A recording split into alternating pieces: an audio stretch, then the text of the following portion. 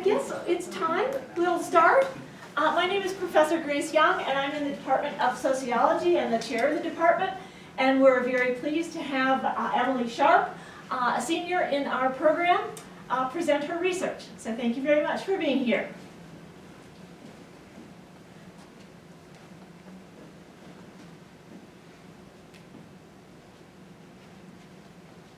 Okay, thank you, Professor Grace. As she said, my name is Emily Sharpe. I'm a senior sociology major, and I completed research in research methods last fall on childhood maltreatment and social factors.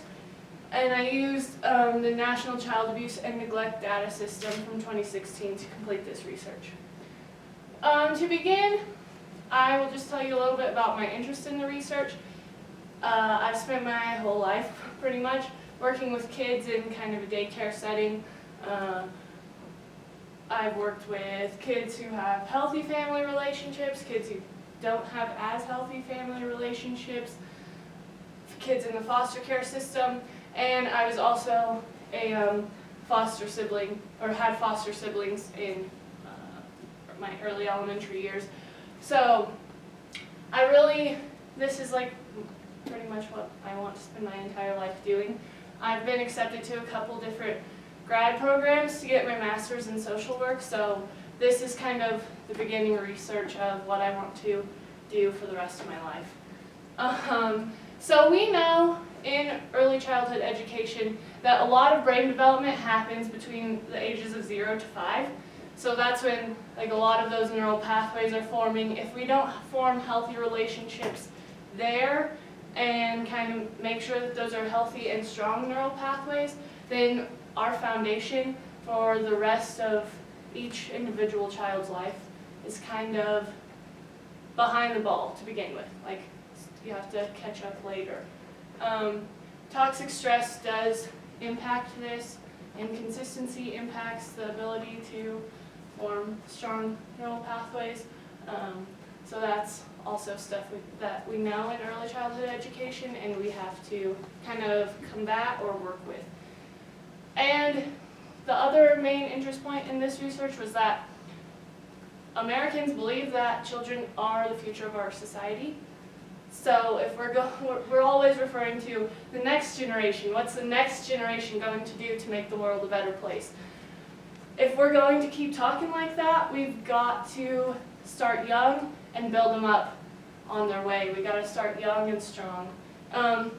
So my research examines services that are available to families. There's an index of that, and then also foster care placement as its own kind of service. And it also examines relationships between perpetrators and victims. So this part of the literature review refers to the relationships between the perpetrators and the victims. So Ullman in 2007 showed that when people who had been abused as children were surveyed in adulthood, they had worse symptoms like PTSD and were emotionally upset for a longer amount of time if the perpetrator was related to the victim. So what they attributed that to was kind of similar to what we'll get into in the next part of the literature review, but those family connections or all those different roles that people that you know can play in your life, and that they can play in your family member's life. So to me, I think of it, if my mom's boyfriend or something did something terrible and something terrible happened, and I disclose that to my mom, then that's not only harming my relationship with my mom's boyfriend, but it's harming my mom's relationship with her boyfriend. And so those kind of links in the families can negatively impact the social reactions that the victims are given. Kaiser et al. In 2014 did further research, and so it's a little bit different. It kind of shows different stuff, but for a really good reason. So they surveyed the children who had been maltreated in childhood, so like during the time that they had received or been the victims, whatever. And they reported that non-caregiver abuse was related to worse symptoms like PTSD. So when they didn't know the person, that was worse for the children when they were being surveyed in childhood. They attribute this to, again, those kind of different roles that caregivers have. So when we're adults, we can know that that's wrong, that I was not supposed to be sexually assaulted when I was 7, whatever, not me, but that happens to kids. I know that what that perpetrator did is wrong. When I'm a kid, I trust the tall people in my life. I trust that they're going to do what's right for me. I trust that the person who picks me up from school or packs my backpack or watches me while my mom goes to work, I trust that they really want to help me and they are important in my life. So I'm not going to question that that's wrong. I trust them in all these other situations. Why wouldn't I trust them in the situation of maltreatment? I don't know that it's wrong.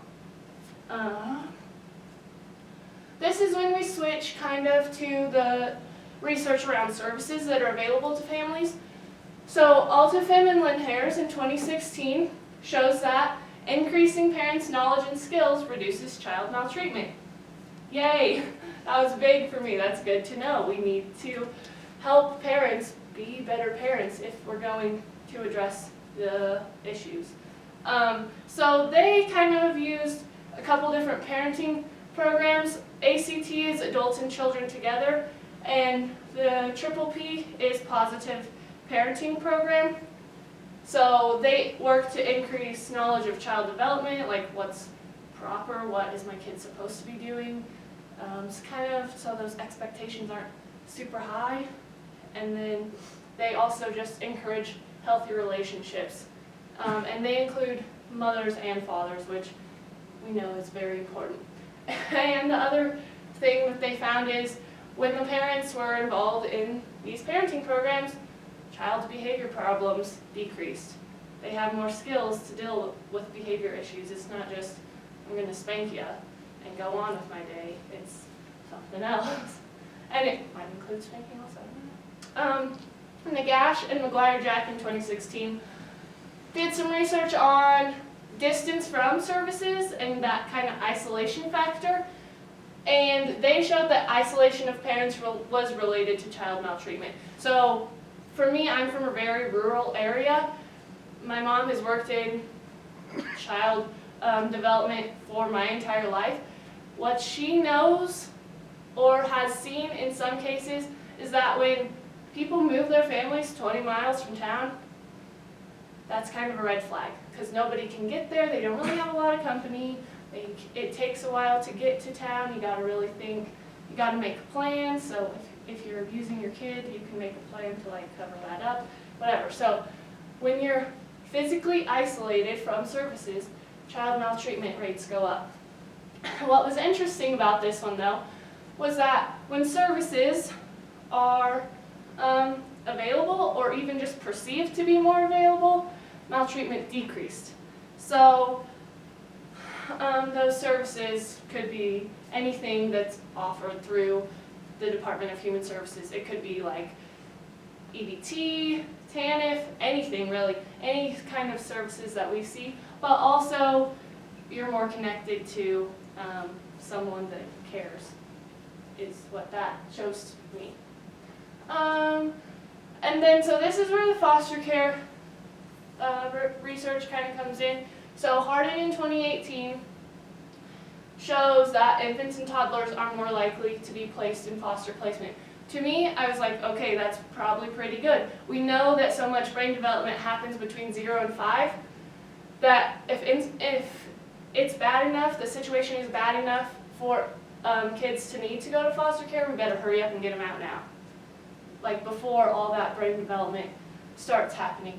And then, of course, we know this, you probably know this in all your life too, I feel better when I am stable and know what's coming next. Stable placements lead to less psychopathology. So what they suggested is that foster parents should be trained in developing secure attachments and stress regulation, because sometimes kids who are placed in foster care have deficits in those areas. And sometimes they also have physical health problems and developmental challenges. So we not only, if kids are going to be placed in foster care, we need to support those foster families also. Okay, so this research led me to testing 3 hypotheses. The first one is that parent perpetrators were going to have a higher percentage of prior maltreatment. So that was, they've gotten away with it once, maybe their kid didn't disclose it, or the kid that they victimized didn't disclose it, so they might do it again. And just in general, there's going to be a higher percentage of maltreatment done by parents. And then I also hypothesized that using services will lead to a less likely outcome of being placed in foster care. So, as I said on the first slide, this is an investigation of the National Child Abuse and Neglect Data System from 2016. So this data system is kind of just compiles all of the reports that are submitted through on a county level. So they're submitted nationally, but through each county submits their own. This is the really disgusting and devastating part, is that there's over 4 million investigated reports of child maltreatment in 1 year. There's something wrong with that. So to test these hypotheses, or the before mentioned hypotheses, I did recode a couple variables. Most of it was just to omit the missing and whatever that SPSS gives you. But also in child maltreatment, I omitted medical neglect because there was a super small percentage of that. And I recoded perpetrator as a parent just to include biological, adoptive, and step parents. So I ran some frequency distributions, the univariate analysis, and some crosstabs, which are the bivariate analysis, and then, the service index, which I kind of referred to earlier. It includes family support, family preservation, daycare, mental health, and counseling. I just picked those because I felt like those were ones that were pretty commonly used, and I think they're helpful. So we'll get there, but a score of 4 to 5 meant that they used many services, a score of 2 to 3 meant that they used some, and 0 to 1 obviously is very few. So, for my findings, this is perpetrator as a prior abuser. So who's going to be this? So I had to actually split this chart into 2 different slides, so we'll get there, but we can see here that parents in 44.9% of cases have prior abuse reported on them.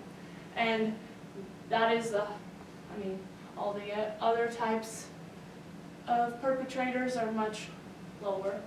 So we'll remember that 44.9% of parents are prior abusers.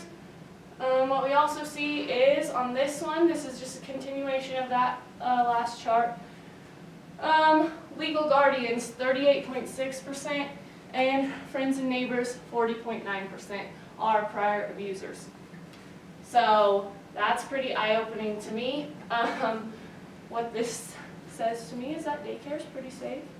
Also, foster placements are pretty safe.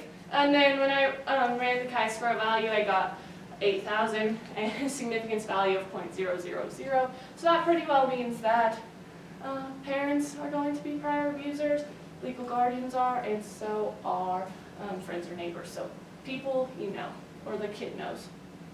Okay, for hypothesis 2, just so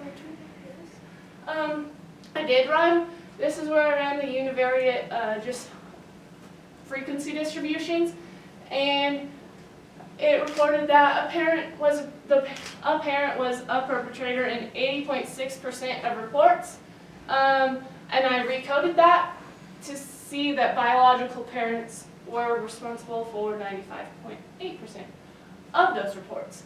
So here we see the biological step and adoptive. This is recoding just to do those 3 types of parenting, or being a parent, and then the types of abuse here. So physical abuse, neglect or deprivation of necessities, sexual abuse, and psychological or emotional maltreatment. What we see when we look at each, as we go down the chart in each category, we see that biological parents, time and time again, are responsible for most of the reports.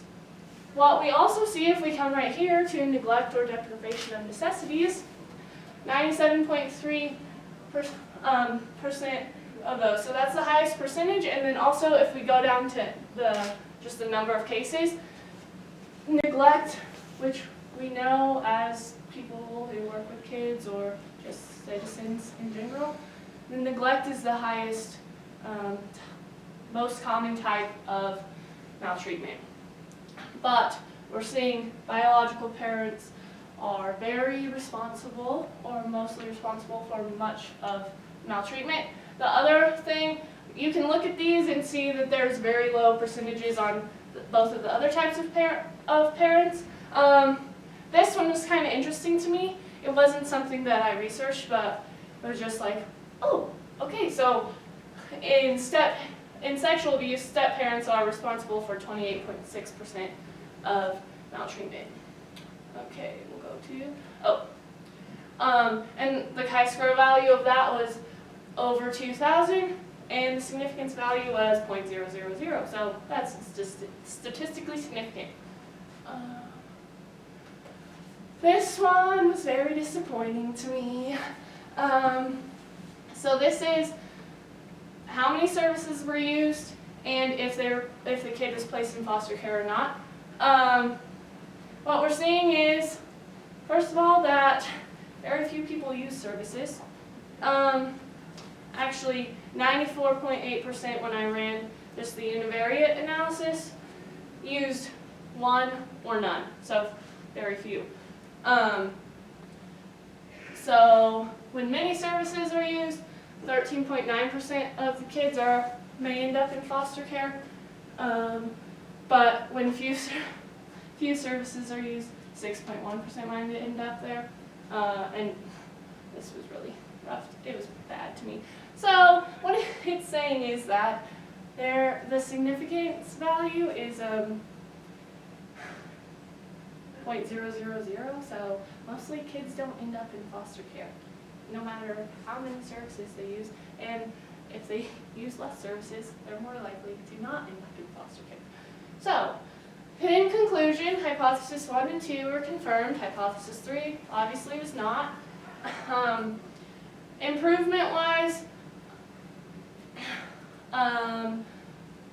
we think, or I'm not a parent, but parents often think that what they're doing is right for their kids. So if they're putting them in youth sports, or if they're putting them in academic something, that's good for them, and they think, oh yes, I'm doing it great. I'm doing a great job, which a lot of times parents do a good job. Not every kid has to be raised the same way. So to improve this research, I can more investigate or further investigate what activities kids are participating in, what their parents are putting them in, enrolling them in. Future research, obviously, I was very disappointed by the service index, and I want to know how we're going to get people involved in services, because if it's not working, it's not worth my time as a social worker. But I don't believe that it won't work. So I don't know if we require it or if we offer it as free. What is going to be done there to get more people into using services? But that's kind of where I want to go. And the importance of this research to me was just that it targeted or narrowed down that parents are the ones that need help, the most help. They spend the most time with kids, with their kids. They're not always aware of different circumstances, and so we really can narrow our focus to helping parents, and just that there is work to be done. So, there's my references, and that's the end of my presentation. Are there any questions?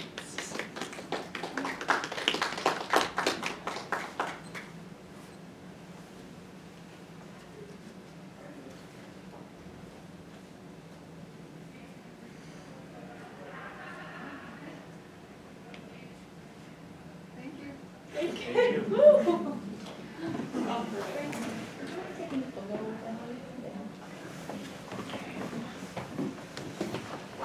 perfect. Thank you.